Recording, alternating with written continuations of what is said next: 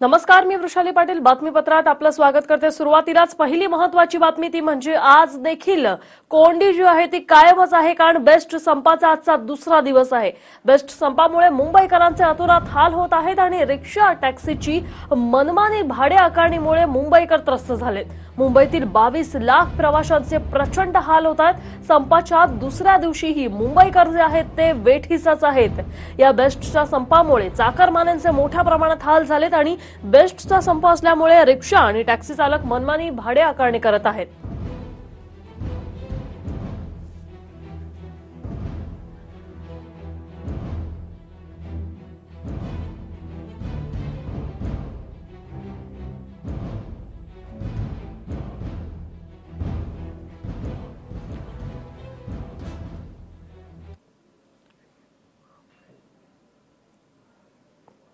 तर आमचे प्रतिनिधी ठिकठिकाणाहून या संपाचा आढावा घेणार आहेत। तर सुरुवातीला जाऊया आपण राजेश शिंदे आमचे प्रतिनिधी वडाळ्याहून आपल्यासोबत जोडले गेलेले आहेत। राजेश, काय सांगाल? वडाळ्यातून देखील अनेक चाकरमानी प्रवास करता सध्या काय परिस्थिती आहे? किती संताप झालेला आहे मुंबईकरांना? विशाली, आपण आता आहोत सीएसटी जे मुंबई छत्रपती शिवाजी महाराज टर्मिनस हे जे प्रमुख स्थानक आहे त्या जवळचा जो बस स्टॉप आहे तिथे या डेपोमध्ये तुम्ही पाहताय माझ्या मागे मी तुम्हाला थेट तिथली दृश्य दाखवतो। हे जे प्रवासी आहेत ते सकाळपासून इथे अतिशय अक्षरशः त्रस्त आहेत। अतोनात हाल त्यांचे कालपासूनच अशा प्रवाशांचे सुरू आहेत। एक महत्त्वाची गोष्ट मला तुम्हाला सांगायची वाटते की मुंबई हे एक प्रमुख ठिकाण आहे जिथे मुंबईतून बाहेरून प्रवासी इथे पर्यटक मुंबईच्या पर्यटनासाठी येत असतात। गिरगाव चौपाटी म्हणा, गेटवे ऑफ इंडिया म्हणा, मात्र त्यांना इथे आज त्यासाठी जी बसची व्यवस्था असते तीच मिळत नसल्यामुळे त्यांचे अतिशय हाल होत आहेत। त्यांचं जे सामान वगैरे घेऊन ते इथे अक्षरशः बससाठी तासनतास इथे उभे आहेत। अशाच काही प्रवाशांशी आपण बोलूयात देखील। काही उत्तर प्रदेशातून आलेले प्रवासी आहेत। क्या कहेंगे आप, कहाँ से आए हो, क्या आपको यहाँ पे तकलीफ का सामना करना पड़ रहा है? सर, मैं उत्तर प्रदेश से हूँ, अयोध्या से आया हूँ। लखनऊ से, मतलब लखनऊ से होकर के यहाँ मुंबई आया हूँ, घूमने के लिए आया था।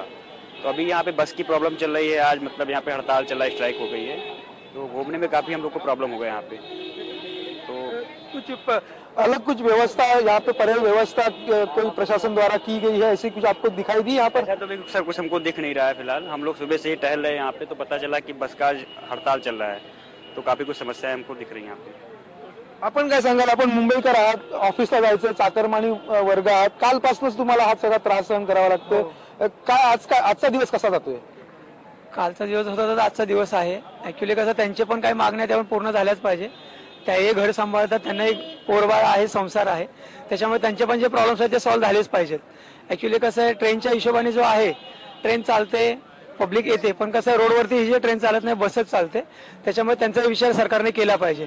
आज स्ट्राईक करण्यामुळे त्यांचंही नुकसान आहे। 2 दिवसाचा पगार त्यांचा कापला जाणार आहे, परत मेस्मा वगैरे समथिंग काहीतरी कायदा आहे तो पण लावणार आहे त्यांना, तर त्यांची काळजी सरकारने घेतली पाहिजे।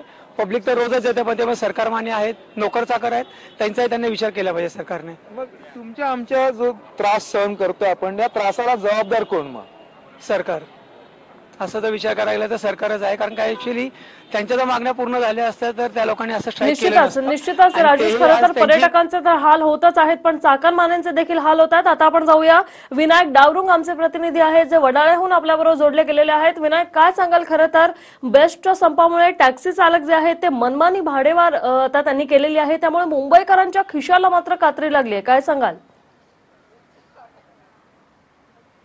वृषाली, बरोबर आहे, आजचा दुसरा दिवस आहे संपाचा, परंतु आपण कालचा आढावा घेतला तर काल शिवसेनेने या संपातून माघार घेतलेली आहे आणि शिवसेनेचे कामगार सेनेचे सगळे जे कामगार जे आहेत ते कामगार आज कामावरती येणार आहेत असं शिवसेनेने जाहीर केलं होतं। जवळजवळ मुंबईमध्ये 800 आसपास जे आहे त्या बस धावतील असं काल शिवसेनेकडून सांगण्यात आलं होतं। सध्या मी वडाळा डेपोमध्ये आहे। वडाळा डेपोच्या आपण जर परिस्थिती पाहिली तर पोलीस बंदोबस्तामध्ये बस ज्या आहेत ते या ठिकाणी सोडण्याचं काम जे आहे ते या ठिकाणी सुरू आहे आणि एकंदरीत या ठिकाणी पोलीस बंदोबस्तामध्ये संपूर्ण बस ज्या आहेत त्या सोडल्या जात आहेत। साहजिकच आहे, काल जाहीर करण्यात आलेलं होतं की सगळ्या बस ज्या आहेत त्या पोलीस बंदोबस्तात सोडल्या जातील आणि तीच तयारी या ठिकाणी वडाळा डेपोमध्ये आपल्याला पाहायला मिळते। पहिली बस जी आहे ती वडाळा डेपोतली पोलीस बंदोबस्तामध्ये या ठिकाणी सोडली जाणार आहे, कारण आपण जर पाहायला गेलं तर कुठलाही अनुचित प्रकार घडू नये यासाठी बसच्या काचांना सुद्धा जाळ्या लावण्यात आलेल्या आहेत।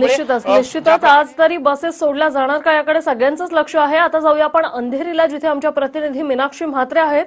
मीनाक्षी, काय सांगाल? अंधेरी खरं तर हे असं स्थानक आहे जिथे चाकरमान्यांची किंवा विद्यार्थ्यांची जी गर्दी असते ती नेहमीच असते, सकाळपासून असते. तर सध्या अंधेरी स्थानकात काय परिस्थिती आहे?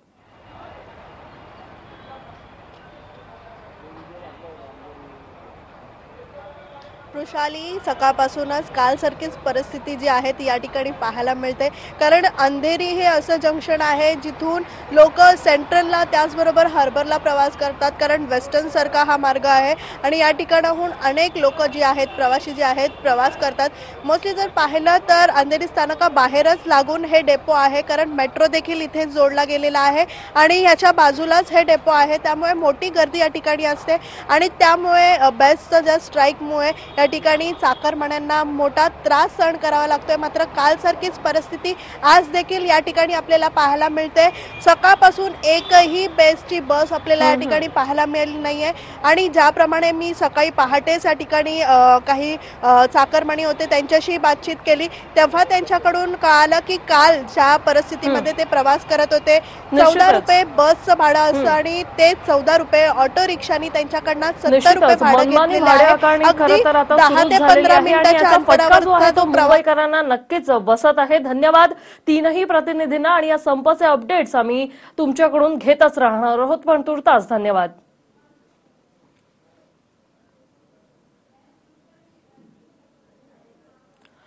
तर दुसऱ्या दिवशीही मुंबईकरांचे हाल जे आहेत ते होणारच आहेत, कारण आजही बेस्टचा संप जो आहे तो कायम असणार आहे आणि याचा फटका मुंबईकरांना बसणार आहे.